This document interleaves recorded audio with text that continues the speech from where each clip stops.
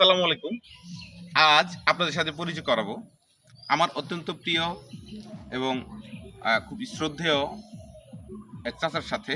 তার সাথে আপনাদেরকে অতীতের ভিডিওগুলোতে আমার যে মালটা দেখিয়েছি, এই মালটাটি আমার চাচাকে খাইয়ে তার কাছ থেকে জানতে চাইবো যে এই মালটার স্বাদটি কেমন। আমি চাচার পরিচয় করিয়ে দেই। উনি হচ্ছে জামালপুর জেলাধীন মেলান্দহ উপজেলার হরিপুর উচ্চ বিদ্যালয়ের সহকারী প্রধান শিক্ষক। তো উনি এর আগেও আমার এই বাগান ভিজিট করেছেন। আজ চাচা তার ছেলেকে নিয়ে আমার এখানে আসছে। তো আমি এই ভিডিও শর্ট করার জন্য একটি মালটা আগে থেকে কেটে রেখেছিলাম।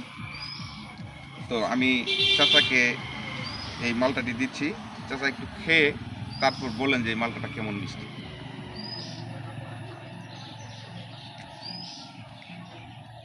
সুপার সুপার এত স্বাদ হতে পারে মালটা, আমি না খেলে হয়তো বুঝতাম না।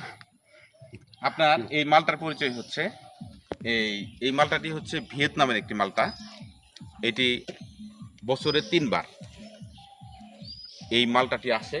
এই যে দেখতে পাচ্ছেন, আমি এই যে মালটাটি কেটেছি এটি হচ্ছে এই বছরের 2য় ধাপের মালটা। আবার এই যে এটি দেখতে পাচ্ছেন, এই মালটাটি এসেছে 3য় ধাপ। আবার দেখা যাবে যে এই মালটাটি আরেকটু বড় হওয়ার পরে আবার নতুন মুকুল আসবে। মুকুল অলরেডি আসা শুরু করছে, এই যে দেখেন আবার নতুন করে আসা শুরু হয়ে গেছে।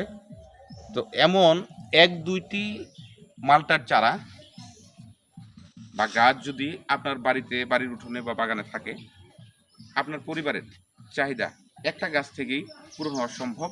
এটা প্রচুর ফলন হয়। তো চাচা আসতে উনি একটা মালটার চারার কথা বলছে, আমি আপনাকে সংগ্রহ করে দেবো ইনশাল্লাহ। আচ্ছা, এবং চাচা আমাকে অনুরোধ করেছে ওনার বাগান যেন আমি ভিজিট করে আসি।